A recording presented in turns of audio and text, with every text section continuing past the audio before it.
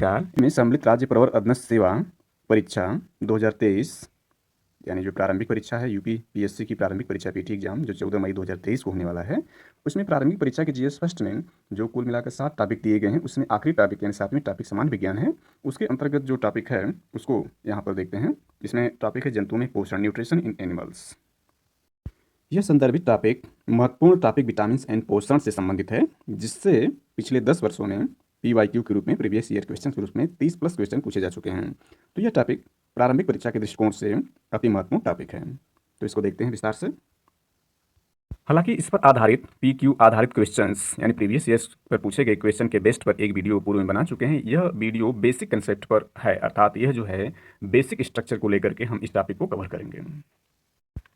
इसमें सबसे पहले देखते हैं पोषण या न्यूट्रिशंस। न्यूट्रिशंस जो है इसके संदर्भ में देखते हैं क्या है, तो जीव को वृद्धि, विकास, अनुरक्षण यानी मेंटेनेंस एवं सभी जैव प्रक्रमों को सुचारू रूप से चलाने के लिए आवश्यक सभी पदार्थों के अधिग्रहण को पोषण कहा जाता है। पोषण के प्रकार, टाइप ऑफ न्यूट्रिशंस, भोजन की प्रकृति और उसे उपयोग करने के ढंग के आधार पर जंतुओं में निम्न 3 प्रकार का पोषण पाया जाता है। पहला है पूर्णभोजी पोषण, दूसरा है परजीवी पोषण, तीसरा है मृतोपजीवी पोषण। पहले को विस्तार देखते हैं। पूर्णभोजी पोषण यानी होलोजोइक न्यूट्रिशन। इस प्रकार के पोषण जंतु भोजन को निगलता है, इसके बाद भोजन का पाचन और शोषण होता है। ये 4 प्रकार के होते हैं, यानी पूर्णभोजी पोषण 4 प्रकार के होते हैं। इसमें पहला है शाकाहारी। शाकाहारी इस प्रकार के जंतु पौधों एवं उनके अन्य भागों या उत्पादों को भोजन के रूप में ग्रहण करते हैं, जैसे गाय, भैंस, घोड़ा, बकरी, हिरण, भेड़ आदि। दूसरा है मांसाहारी। इस प्रकार के जंतु दूसरे जंतुओं का शिकार कर भोजन के रूप में ग्रहण करते हैं, जैसे लोमड़ी, शेर, बाघ, चीता आदि। तीसरा है सर्वाहारी। इस समूह में वे जंतु आते हैं जो पौधों तथा जंतुओं दोनों को अपने भोजन के रूप में ग्रहण करते हैं, जैसे मनुष्य। और चौथा है स्कैनवेंजर्स। इस समूह में वे जंतु आते हैं जो मृत जंतुओं को भोजन के रूप में खा लेते हैं, जैसे चील, चींटी, गिद्ध आदि। एग्जाम की दृष्टि से 4th नंबर चौथा इंपॉर्टेंट है, तीसरा भी इंपॉर्टेंट है। हालांकि ये चारों ही पार्ट इंपॉर्टेंट है, बट इसमें जो 4th है वेरी वेरी इंपॉर्टेंट है। नेक्स्ट देखते हैं, दूसरा इसमें है परजीवी पोषण, पैरासिस्टिक न्यूट्रिशंस। इस प्रकार के पोषण में एक जंतु दूसरे जंतु से पोषण ग्रहण करता है। इसमें पहला जंतु परजीवी पैरासाइट और दूसरा जंतु पोषी होस्ट कहलाता है। बाह्य परजीवी पोषक के शरीर के बाहर रहकर पोषण प्राप्त करते हैं, जैसे खटमल, जोंक, जू, मच्छर आदि। आंतरिक परजीवी शरीर के अंदर रहकर भोजन प्राप्त करते हैं, जैसे गोल कृमि, फीता कृमि आदि। मृतोपजीवी पोषण, इस प्रकार के पोषण में जंतु सड़े गले निर्जीव पदार्थों से निकले तरल कार्बनिक पदार्थों को भोजन के रूप में ग्रहण करते हैं, जैसे गंदी नालियों के कीड़े, सड़ी गली पत्तियों के ढेर पर उगता हुआ डबल रोटी या अचार पर उगती फफूंदी आदि। पोषण पदार्थ वेरी वेरी इंपॉर्टेंट है। पोषण पदार्थ यानी न्यूट्रिएंट्स, वे पदार्थ जो सभी जीव में विभिन्न प्रकार के जैविक कार्यों के संचालन एवं संपादन के लिए आवश्यक होते हैं, वे पोषक पदार्थ न्यूट्रिएंट्स कहलाते हैं। रासायनिक संगठन के आधार पर पोषक पदार्थ निम्नलिखित प्रकार के होते हैं। पहला आपका कार्बोहाइड्रेट्स है, दूसरा वसा है, तीसरा प्रोटीन है, चौथा विटामिन है, पांचवां खनिज है और छठवां न्यूक्लिक अम्ल है और सातवां जल है, यानी 7 प्रकार के पोषक पदार्थ हैं। कार्बोहाइड्रेट्स यानी इसमें देखें 7 प्रकार के जो आपके पोषक हैं, इसमें आपका जल और खनिज जो है ये अकार्बनिक पोषण है। शेष जो आपके 5 हैं वे कार्बनिक पोषण के अंतर्गत आते हैं, अर्थात इसमें कार्बन पाया जाता है। पहला देखते हैं कार्बोहाइड्रेट्स यानी मुख्य पोषक तत्वों में देखते हैं। फर्स्ट है कार्बोहाइड्रेट्स। इसमें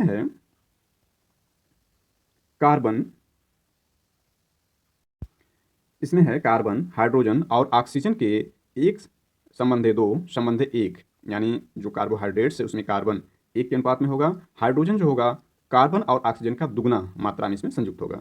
ये अनुपात से मिलकर बने कार्बनिक पदार्थ कार्बोहाइड्रेट्स कहलाते हैं। इसका आधारभूत सूत्र यानी बेसिक सूत्र जो होता है CH2O ब्रैकेट क्लोज N होता है।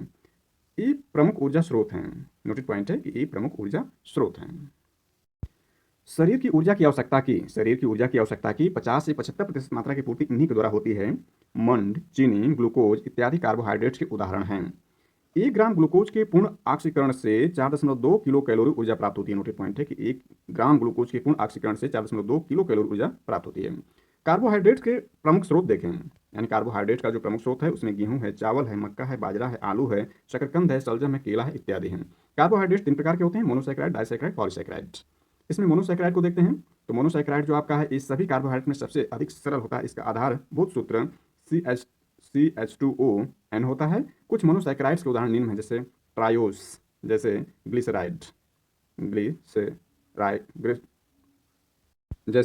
ग्लिसरैल्डिहाइड या ट्रायोस है, एक प्रकार का मोनोसैकेराइड है। दूसरा एग्जाम्पल है टेट्रोज और इसका एग्जाम्पल जैसे इरिथ्रोस है। तीसरा एग्जाम्पल इसका मोनोसैकेराइड का हेक्सोज है, जैसे ग्लूकोज, फ्रक्टोज और गैल्टोज। ग्लूकोज शरीर को तुरंत ऊर्जा प्रदान करने में सहायक होता है। यह मुख्य रूप से अंगूर तथा शहद में मिलता है।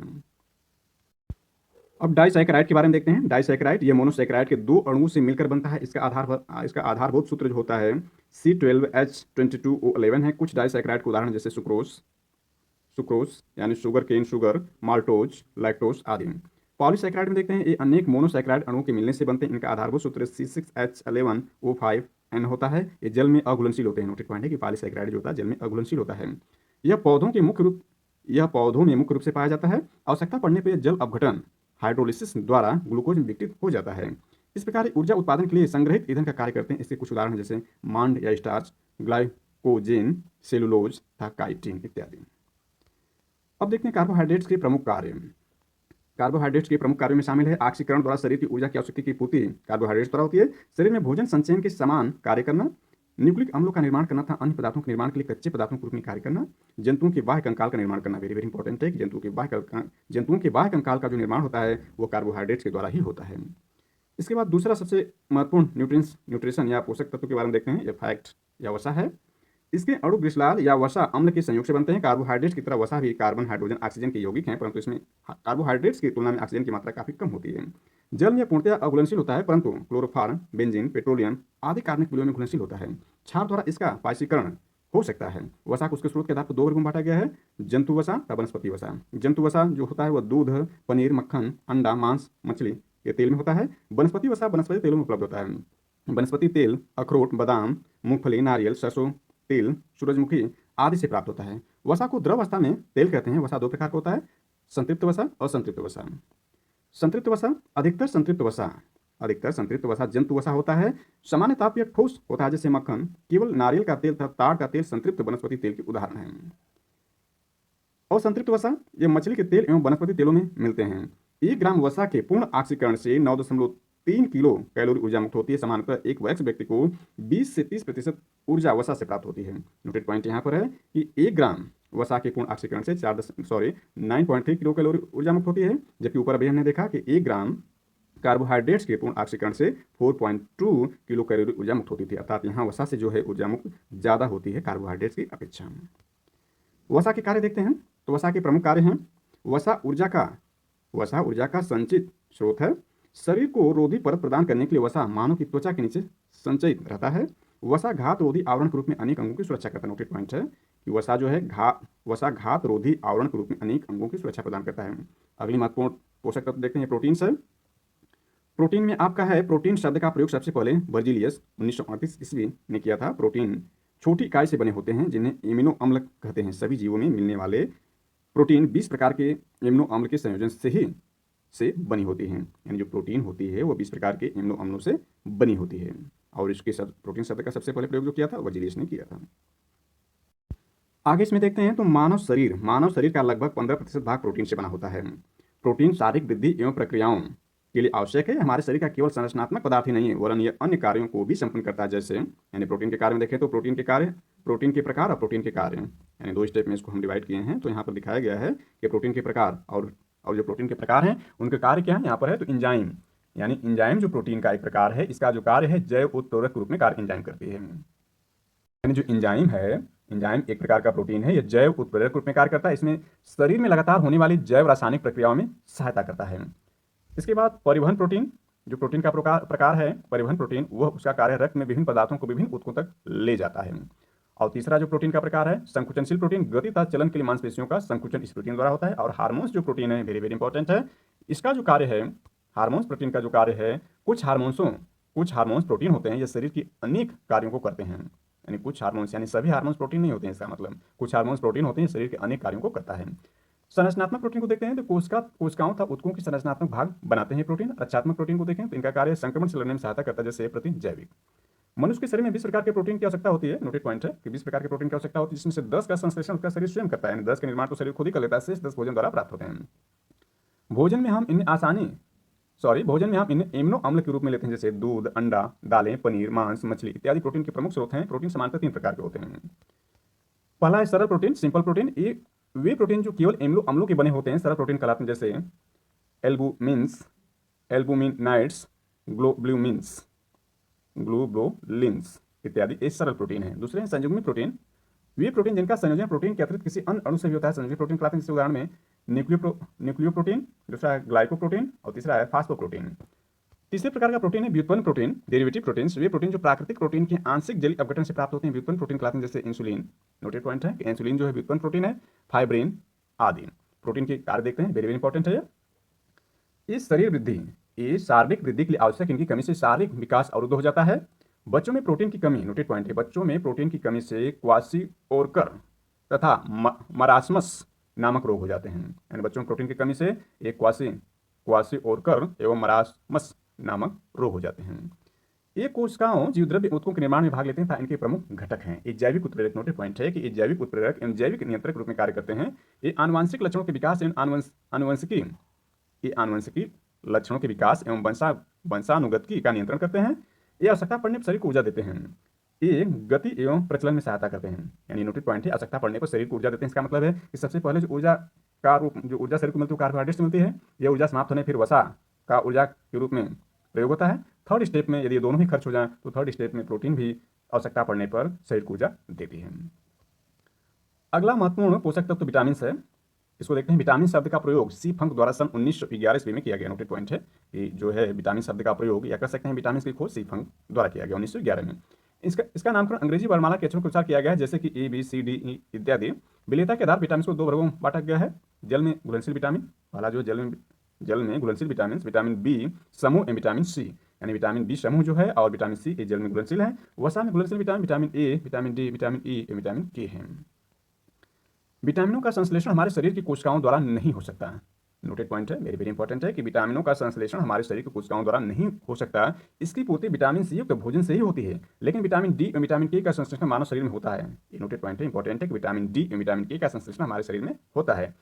इनका ऊर्जा स्रोत के रूप में कोई महत्व नहीं है, यानी विटामिन ऊर्जा के स्रोत नहीं होते हैं, अर्थात इससे ऊर्जा नहीं मिलती है शरीर को। किंतु शरीर के विभिन्न उपापचयी प्रक्रमों को नियंत्रण करते हैं। विभिन्न प्रकार के विटामिनों उनके स्रोतों तथा प्रभावों के विषय में जानकारी निम्न सारणी में दी गई है। नीचे जो सारणी है उसमें दिया गया है। यहाँ पर आपका है विटामिन की कमी से होने वाला रोग एवं उसके स्रोत। तो सबसे पहले देते हैं विटामिन ए, इसका रासायनिक नाम या वैज्ञानिक नाम रेटिनाल है। और विटामिन ए की कमी से होने वाले रोग हैं रतौंधी, संक्रमणों का खतरा, जीरो प्लैथमिया। और विटामिन ए के स्रोत हैं दूध, अंडा, पनीर, हरी शाक, सब्जी, मछली, यकृत तेल।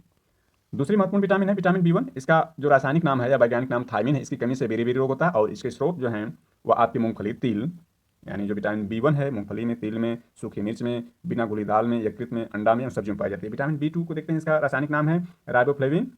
और इसकी कमी से होने वाले रोग हैं त्वचा का फटना, आंखों का लाल होना, जिह्वा का फटना। और इसके जो स्रोत हैं खमीर है, कलेजी है, मांस है, हरी सब्जियां और दूध है।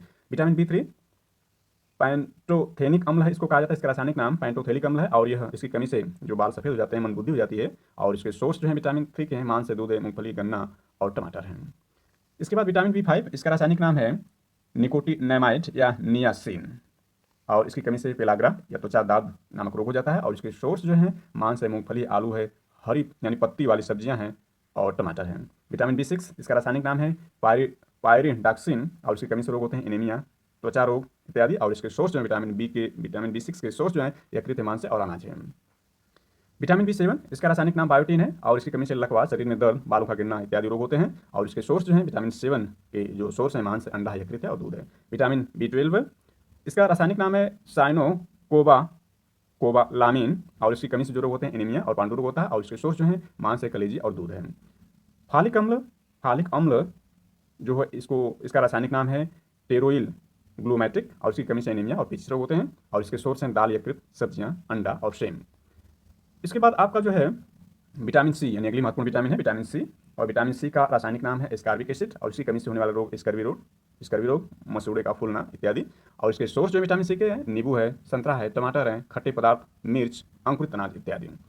विटामिन डी, इसका रासायनिक नाम कैल्सिफेरॉल है। और इसकी कमी से रिकेट्स, बच्चों में रिकेट्स हो जाता है। और इसकी कमी से जो वयस्कों में होता है ऑस्टियोमलेशिया नामक रोग होता है। यह जो विटामिन डी है मछली, यकृत, तेल, दूध, अंडे में पाया जाता है। इसके बाद अगली विटामिन ई है। और इसका रासायनिक नाम जो है टोकोफेराल है और इसकी कमी से जनन शक्ति का कम हो जाता है, विटामिन ई की कमी से जनन शक्ति का कम हो जाता है। और इसके सोर्स जो है विटामिन ई के सोर्स हैं पत्ती वाली सब्जियां, दूध, मक्खन, अंकुरित गेहूं, वनस्पति तेल इत्यादि। अगले विटामिन विटामिन के है और इसका रासायनिक नाम फिलोक्विनोन है। और विटामिन की कमी से जो होते हैं रक्त का थक्का बनना बंद हो जाता है, रक्त का थक्का न बनना विटामिन के की कमी से होता है। और विटामिन के जो सोर्स हैं टमाटर, हरी सब्जियां हैं। आगे देखते हैं इसमें न्यूक्लिक अम्ल, न्यूक्लिक एसिड एक कार्बन, हाइड्रोजन, नाइट्रोजन, ऑक्सीजन व फास्फोरस से बने न्यूक्लियोटाइडों के बहुलक होते हैं जो अल्प मात्रा में कोशिकाओं में डीएनए व आरएनए के रूप में पाए जाते हैं। न्यूक्लिक अम्ल के प्रमुख कार्य देखें तो आनुवंशिक गुणों को एक पीढ़ी से दूसरी पीढ़ी में पहुंचाना इनका कार्य है। एंजाइम्स के निर्माण में प्रोटीन संश्लेषण का नियंत्रण भी इनका कार्य है। क्रोमेटिन जाल का निर्माण करते हैं। जल जो है, जल मानव शरीर का प्रमुख अवयव है। मानव शरीर के भार का, नोटेड पॉइंट है, वेरी वेरी इंपॉर्टेंट है, मानव शरीर का भार का 65 से 75% भाग जल होता है। मनुष्य को प्रतिदिन 4 से 5 लीटर जल पीना चाहिए।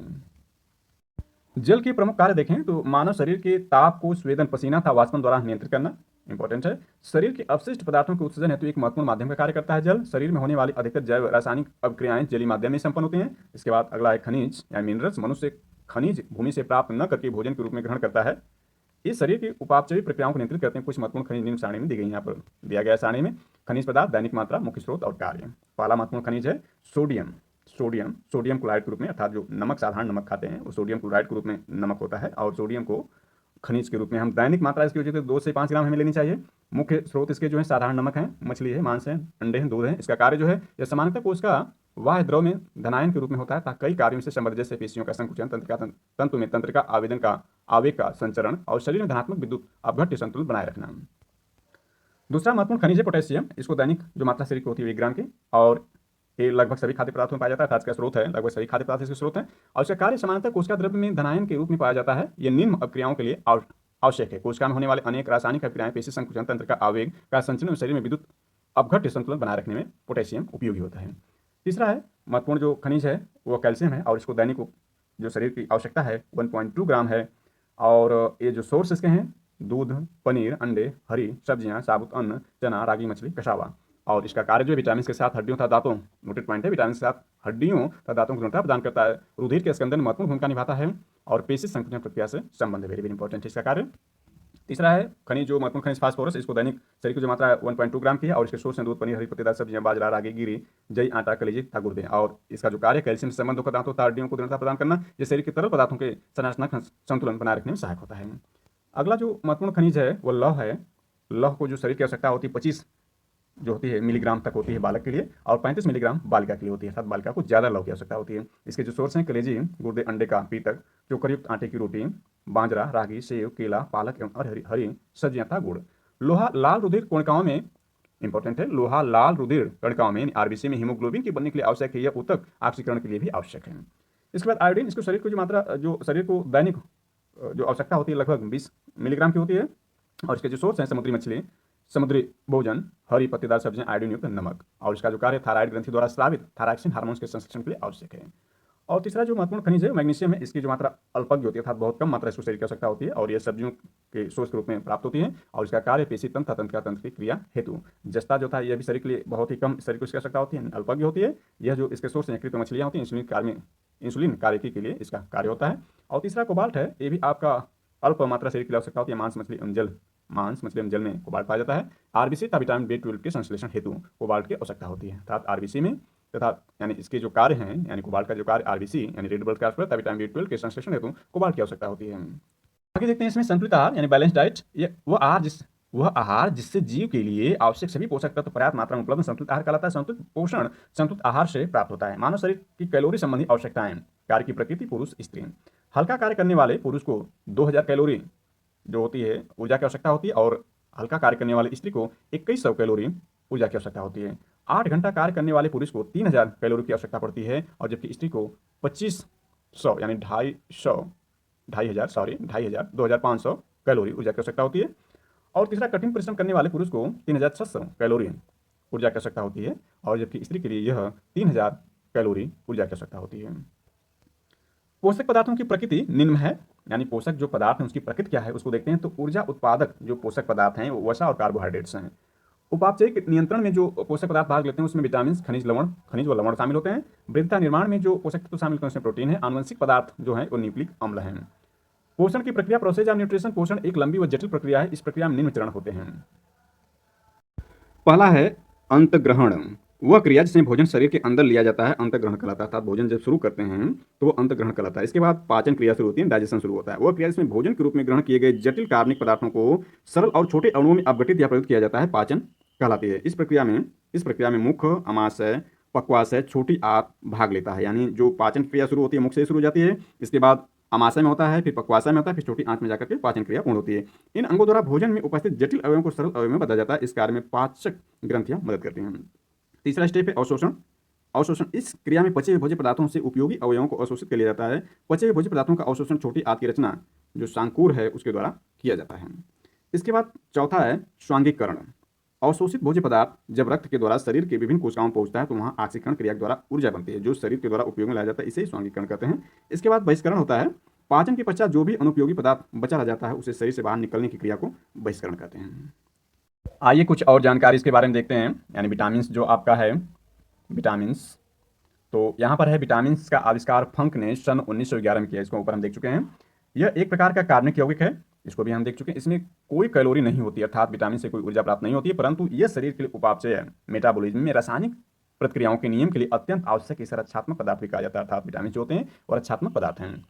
घुलनशीलता के आधार पर विटामिन दो प्रकार के होते हैं। जल में घुलनशील जो विटामिन बी, विटामिन सी है, और वसा या कार्बनिक घोलकों, नोटेड पॉइंट है, वसा या कार्बनिक घोलकों में घुलनशील विटामिन जो है, वसा जो एक कार्बनिक पदार्थ होता है, जल जो है एक अकार्बनिक पदार्थ है। अर्थात विटामिन बी और सी जो होते हैं अकार्बनिक पदार्थ जल में घुलनशील हैं, और जबकि जो आपका विटामिन ए, डी, ई और के जो है यह वसा या कार्बनिक घोलकों में घुलनशील होते हैं।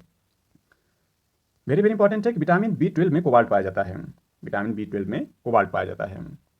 इसके बाद विटामिनों का संश्लेषण हमारे शरीर की कोशिकाओं द्वारा नहीं हो सकता है। ये भी वेरी वेरी इंपॉर्टेंट है। विटामिनों का संश्लेषण हमारे शरीर कोशिकाओं द्वारा नहीं हो सकता एवं इसकी पूर्ति विटामिन युक्त भोजन से होती है। तथापि विटामिन डी एवं के का संश्लेषण हमारे शरीर में होता है। यानी दो विटामिन ऐसे हैं जो विटामिन डी और विटामिन के का संश्लेषण हमारे शरीर में होता है। विटामिन डी का संश्लेषण सूर्य के प्रकाश में उपस्थित पराबैंगनी किरणों द्वारा त्वचा के कोलेस्टेरोल इर्गेस्टिराल द्वारा होता है। विटामिन के जीवाणु द्वारा हमारे कोलन में संश्लेषित होता है तथा वहां से उसका अवशोषण भी होता है। यहाँ पर पुनः देखते हैं विटामिन की कमी से होने वाले रोग उनके स्रोत। तो यह विटामिन दिया हुआ रासायनिक नाम है, कमी से होने वाले रोग और स्रोत। इसके बारे में हम देख चुके हैं पूर्व की वीडियो में या ऊपर देख भी चुके हैं। तो यहाँ पर केवल इसको देखा जा सकता है कि ये विटामिन हैं और रासायनिक नाम इसके क्रम से हैं और इसकी कमी से होने वाले रोग क्रम से इस प्रकार से दिखाए गए हैं। तो ये जो आपकी इसमें यदि इंपॉर्टेंस विटामिन को देखें तो विटामिन ई, डी, सी और जो ये सीरीज है vitamin B 12 very very important है। और इसमें स्पेशली जो इसमें इंपॉर्टेंट है इन सभी विटामिन का जो रासायनिक नाम है वेरी वेरी इंपॉर्टेंट है। और जो रासायनिक नाम का जो रासायनिक नाम को यदि हम ट्रिक्स के माध्यम से याद करना चाहें ABCD तो इसका जो ट्रिक्स बनता है वह रथ पर एक टॉफी जो इसका ट्रिक्स बनता है। इसको इस ट्रिक्स के माध्यम से हम इसके रासायनिक नाम को याद कर सकते हैं। जैसे इसको देखें तो जो रेटिनॉल है विटामिन ए है, थ से थायमिन है और यह जो है विटामिन बी से संबंधित है। और जो आपका इसमें जो पर है वह साइलेंस है, यानी पर के लिए कोई नहीं इसमें ट्रिक्स है, यानी ये साइलेंस रहेगा, इसको काट देंगे। और एक जो ट्रिक्स में है वह सी के लिए है, यानी विटामिन सी का जो रासायनिक नाम एस्कार्बिक एसिड है वो ए के लिए है। और क जो है विटामिन डी कैल्सिफेरॉल रासायनिक नाम के लिए है। और टी जो टोकोफेरॉल विटामिन ई के लिए है। और विटामिन के जो है यह आपका फ के लिए है, यानी फिकोक्यूनिल है। रथ पर एक टाफी में पर को काट देंगे, यानी रथ पर काट दिया जाएगा एक टाफी। ये जो आपका रासायनिक नाम का सूत्र है वो क्रमशः ए है, बी है, सी है, डी है और ई और के है। तो ये आपके यहाँ पर 6 जो विटामिन हैं उसके रासायनिक नाम जो है रथ पर टाफी है, पर जो इसमें साइलेंस से या काट दिया जाएगा। शेष जो आपके 6 हैं ये 6 प्रकार के विटामिनों के रासायनिक नाम इस तरह से याद किया जा सकता है। यहाँ पर उल्लेखनीय यह है कि विटामिन B1 यानी विटामिन B1 को ही बी के रूप में इंडिकेट किया गया है, जबकि कुल विटामिन बी जो सीरीज है विटामिन बी जो है कुल 8 प्रकार की विटामिन होती हैं। अर्थात इसमें विटामिन बी के अंतर्गत vitamin B1, B2, B3, B5, B6, B7, B11 और B12 पाए जाते हैं। और इसमें जो वेरी वेरी इंपॉर्टेंट है उसमें विटामिन B12 जिसमें कोबाल्ट पाया जाता है, ये वेरी वेरी इंपॉर्टेंट है, जो कि रक्त के थक्का बनने में सहायक होता है। आगे इसमें कुछ और देखते हैं तो न्यूक्लिक अम्ल या न्यूक्लिक एसिड एक carbon, hydrogen, nitrogen, oxygen, phosphorus से बने न्यूक्लियोटाइडों के बहुलक होते हैं जो अल्प मात्रा हमारी कोशिकाओं में डीएनए और आरएनए के रूप में पाए जाते हैं। डीऑक्सी राइबो शर्करा जो होती है और राइबो शर्करा होती है उसके रूप में न्यूक्लिक अम्ल पाए जाते हैं। इसका प्रमुख कार्य देखें तो आनुवंशिक गुणों को एक पीढ़ी से दूसरी पीढ़ी में पहुंचाने का कार्य है। एंजाइम के निर्माण में प्रोटीन के संश्लेषण का नियंत्रण भी एम्लो अम्लों का ही कार्य है। ये क्रोमेटिन जाल का निर्माण करते हैं और खनिज लवण के बारे में हम ऊपर देख चुके हैं, फिलहाल यहाँ पर रिपीट है सभी। तो मिनरल्स मनुष्य शरीर की भूमि से मनुष्य खनिज भूमि से प्राप्त न करके भोजन के रूप में ग्रहण करता है। यानी जो खनिज भूमि से प्राप्त होते हैं उसको मनुष्य अपने शारीरिक गतिविधियों के लिए नहीं उपयोग कर सकता, बल्कि यह भोजन से खनिज मिनरल्स को प्राप्त करता है। इस शरीर की उपापचय क्रियाओं को नियंत्रित करते हैं खनिज पदार्थ। और इसके बाद कुछ महत्वपूर्ण खनिज पदार्थ था उसके प्रकार के बारे में देखें, इसको हम देख चुके हैं ऊपर ही। तो एक खनिज पदार्थ, दैनिक मात्रा, मुख्य स्रोत, प्रकार, इसके बारे में हम लोग देख चुके हैं। यहाँ पर इंपॉर्टेंट यह है, यानी इसमें नोटेड पॉइंट केवल यह है कि गर्भवती स्त्रियों में प्रायः कैल्शियम और आयरन की कमी हो जाती है, यह नोटेड पॉइंट है। और कोबाल्ट जो है यह अल्पज्ञ मात्रा में मांस, मछली एवं जल में पाया जाता है। आरबीसी एवं विटामिन B12 के संश्लेषण हेतु होता है, इसको हम लोग देख चुके हैं, ये रिपीट कर दिया गया है। तो ये सारी चीज़ें यहाँ पर हम रिपीट के रूप में देख रहे हैं ताकि इसको दोबारा दोहरा ले जाए, वेरी वेरी इंपॉर्टेंट है। तो यह रहा आपका इससे संदर्भित video. Thanks for watching this.